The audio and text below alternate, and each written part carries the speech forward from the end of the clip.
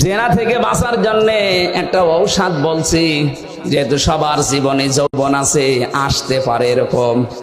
আল্লাহ পাক নিজেই দুইটা ঔষধ দিয়েছেন, আজকে থেকে আপনি প্রয়োগ করবেন। সূরা নূর 30 নম্বর আয়াত, লিল মুমিনিনা ইয়াগুযু মিন আবসারিহিম ওয়া ইয়াহফাযু ফুরুজাহুম যালিকা আযকা লাহুম ইন্নাল্লাহা খাবীরুম বিমা ইয়াসনাউন। আমি যুবক মানুষ, আমি সহ যত মানুষ এখানে আছি, এই শাস্তি কিন্তু ডবল হবে যদি জেনা আপনার জীবনে থাকে। এক নম্বরে, হে নবী আপনি মুমিন না পুরুষদেরকে বলেন তারা যেন চক্ষুনি নিম্নগামী করে রাখে পরনারী থেকে। তাহলে আজকে থেকে ওষুধটা অ্যাপ্লাই করবেন। পরনারী দেখলেই চোখ নিম্নগামী হয়ে যাবে, সে যত সুন্দরী হোক আর কালো হোক। কথা বলেন না কেন? 2 নাম্বার, ইয়াহফাযু ফুরুজাহুম, তাদের লজ্জা স্থানকে তারা যেন হেফাজত করে। এই 2টা কাজ যদি আপনি করতে পারেন, যালিকা আযকা লাহুম, এইটাই সবচাইতে পবিত্র পন্থা। আপনাকে বাকিটা আল্লাহ করবে। আমি সহ যারা আছি আজকে থেকে পরনারী, সে মোবাইলে দেখেন, কম্পিউটারে দেখেন, আর চোখের সামনে দেখেন, যেখানেই দেখবেন চোখ নিম্নগামী হবে না, আরো খুলে রাখবেন। বলেন।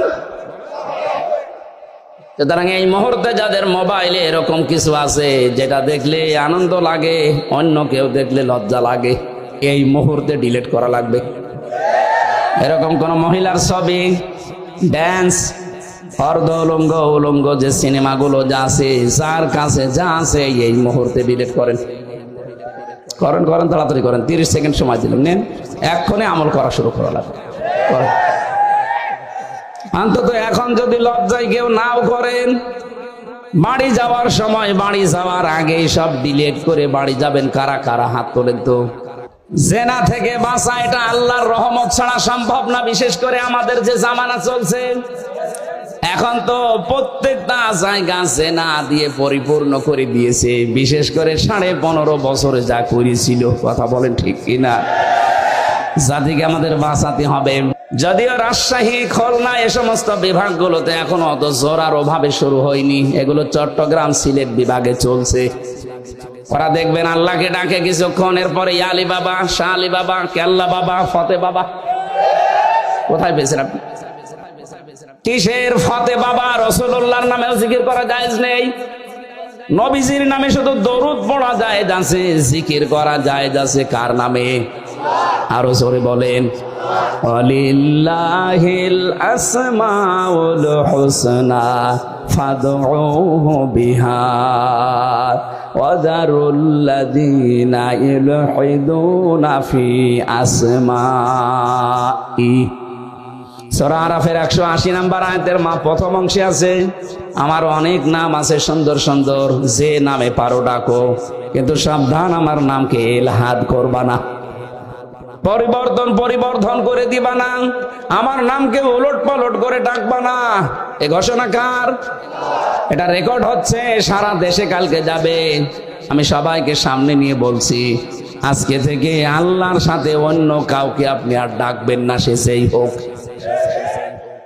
এতে যত বড় সুন্নি হোক, আপনাকে যদি বুঝ দেয় যে না, এ বাবার মাধ্যমে ইসলাম পেয়েছি, এই জন্য টাকা লাগবে। কিসের বাবা? এ পৃথিবীতে ইসলাম এসেছে যার মাধ্যমে, আমাদের নবী মুহাম্মদুর রাসূলুল্লাহ, তার নামেও তো জিকির করা জায়েজ নেই। আর আপনার বাবা, কোরআনে কারিমে আল্লাহ নিজে জানালেন, আল্লাহর সাথে অন্য কাউকে যদি কেউ ডাকে তার শাস্তি হবে কয়টা? আরো জোরে। সুতরাং আমার যে তাহেরি ভাইয়ের মতো যেন আল্লাহ আল্লাহ করার পরে কেল্লা বাবা, ফতে বাবা জীবনও ডাকবেন না। ভ্রান্ত ধারণায় আছে তারা। এখন যদি বলেন ওনারা আয়াত পড়েনি, আয়াত তো আমিও পড়েছি।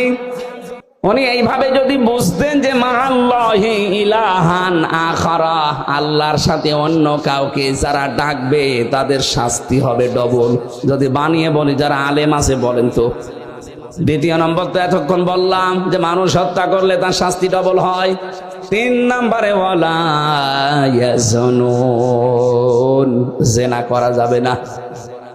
জেনা আছে না নেই দেশে? এখন এই যে যারা ধরা পড়ছে এগুলোর প্রকাশ্য ভিডিও অডিও জেনা সব প্রকাশ পেয়ে যাচ্ছে। আপনি চিন্তা করেন 80 বছর 85 বছর বয়স, তার হাতের জেনা মুখের জেনা, বাকিটা নাই বললাম। কোথায় নেমেছে তার চরিত্র বলেন তো?